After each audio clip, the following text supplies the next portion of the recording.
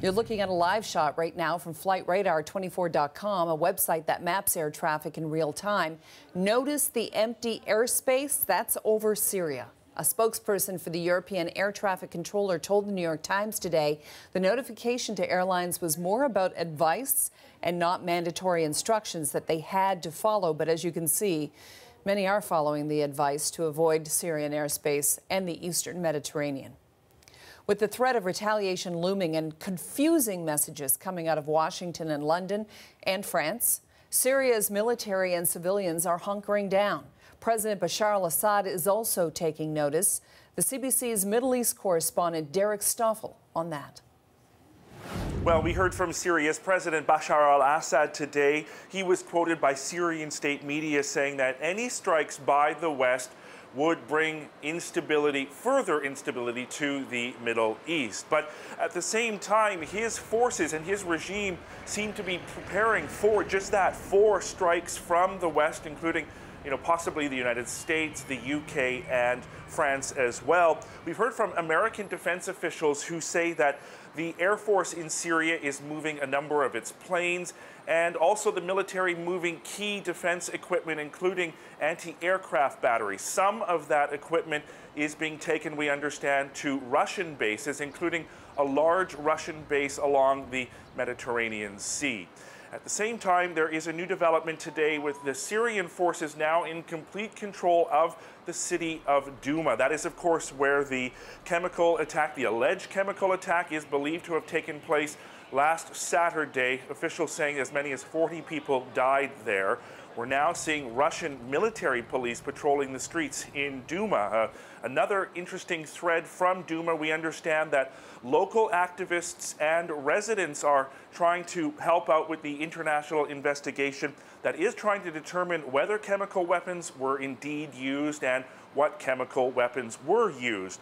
We've heard reports that some of the bodies of the victims have been smuggled out of Douma, and now tissue samples are trying to be taken across the border into Jordan, where the international investigation, part of that investigation, is underway, which will help determine for the political and military leaders in Washington, London, and Paris whether a strike should be launched and when.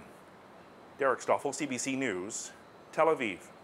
Joining me now is Besma Momani. Besma is a professor at Balsillie School of International Affairs, and she joins me from Toronto.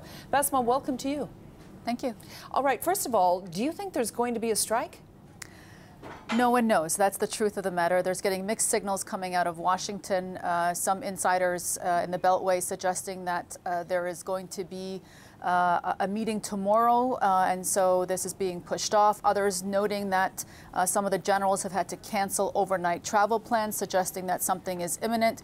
Truth of the matter is we just don't know. Yeah, France says, you know what, I agree with you. It's a very confusing situation. This is the latest from the United Kingdom. It says that the UK Prime Minister Theresa May and Donald Trump, the American president, agreed to keep working closely on international response to use of chemical weapons in Syria. That tells me that they've delayed something. Right, and what I'm hearing too as well, and this is sort of a secondhand account, is that there is a sort of a split inside Trump's cabinet. There are some of the generals in the Pentagon really worried about blowback, about this escalating out of control, and Trump and his new national security advisor, John Bolton, who's quite hawkish, wanting to do something, to have a really strong strike in response to a number of activities that, of course, Assad is being accused of. So there's a lot of conflicting reports. You also mentioned about Prime Minister May of Britain. She also met with her cabinet today, who also approved the strike. She did not go to Parliament. That's something her predecessor had done back in 2013, if people recall. David Cameron went to the Parliament, and it was overwhelmingly said no to strike back then. So again, yes, we are all trying to read the tea leaves, but it's really difficult to know what's going to happen. France says it has proof that Syria is responsible for the chemical attack in the Douma. What are they all weighing a strike against?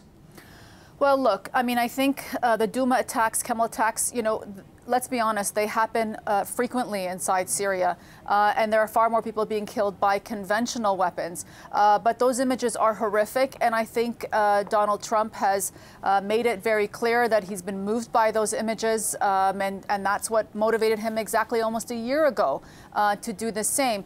But, you know, I think one of the things that we need to consider here is that regardless of what happens, I don't think that a kind of strike on Syria is going to really change the dynamics of things, because Western powers like the United States, like France and the UK, do not want to commit the kinds of resources that are required to really do a regime change. They're not willing to put the troops, they're not willing to put the money and the effort. So this is all going to be about symbolic pinprick type strikes that isn't going to really change the dynamics of this war, I'm afraid. Well, okay, so there are three options out there at the moment. The pinprick that you mentioned, the minimalist strike, also one that could go after the chemical weapons labs, the delivery devices, the aircraft, for example, and maybe the bases where they're being held, or, as you say, the presidential palace going in for a regime change.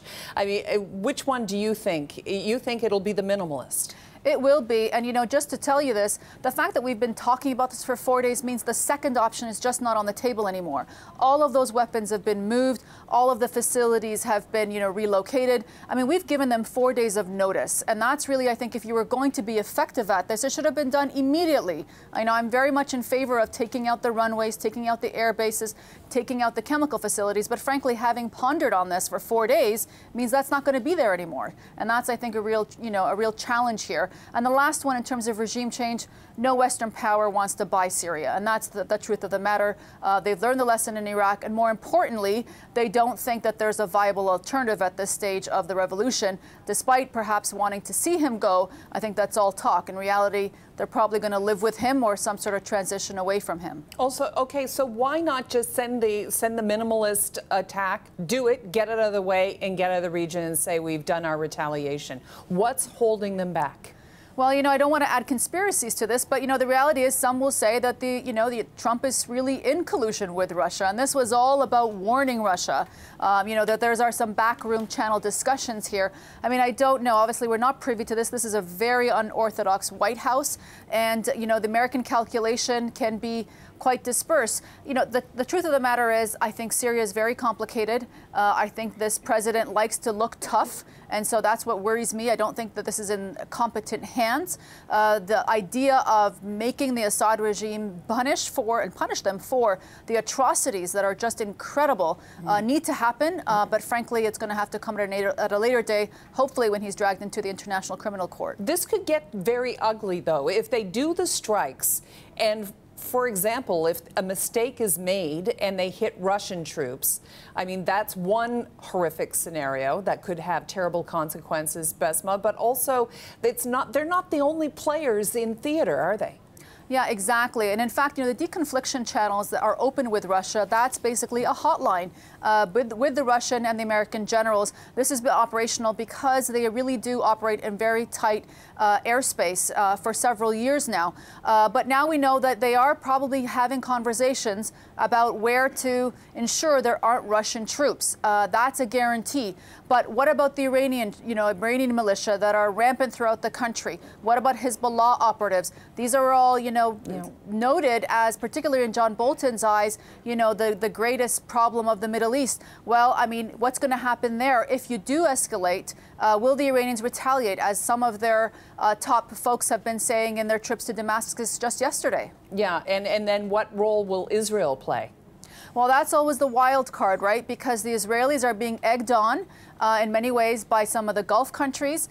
They are also had their own strategic interest into really stopping the Iranian encroachment in parts of Syria. So they have their own vested interest, and they don't necessarily always follow the beck and call of the Americans here, and they can really be, frankly, a real disturber of what may be some sort of equilibrium there. So I think it's really all very toxic. Okay, Syria, though, is Russia's client. So will all of this pressure, if you look at what's happening in the Mediterranean right now, you have the aircraft carrier Harry S. Truman on its way. It'll be there in several days. You have Aquitaine from France is in play alongside of the USS Donald Cook. And then we haven't had it confirmed from Theresa May, but the general reporting the general reporting in London is that there are UK subs, at least one, possibly more UK subs in theater as well. There is a buildup of military, a buildup of tension. Might all of this put pressure on Russia to then put pressure on Bashar al-Assad to get that chemical weapons program under control? Well, to even push this further, that whole logic absolutely could be the case, but perhaps it's even putting pressure on the Assad regime to give up Iran, to give up Hezbollah. That's what the Israelis are reporting, that in fact they're having negotiations very much with Putin of Russia to basically end this all if they were to give up their, their encroachment of having the Iranian troops and Hezbollah forces inside the country. I mean, there may indeed be several levels of games here, but again, that's where things can go wrong because we have so many different interests, different strategic calculations, and frankly, some irrational people in there as well that make this all very toxic. All right. Well, well, we're all watching this very carefully tonight. Besma Momani, thank you so much. Thank you.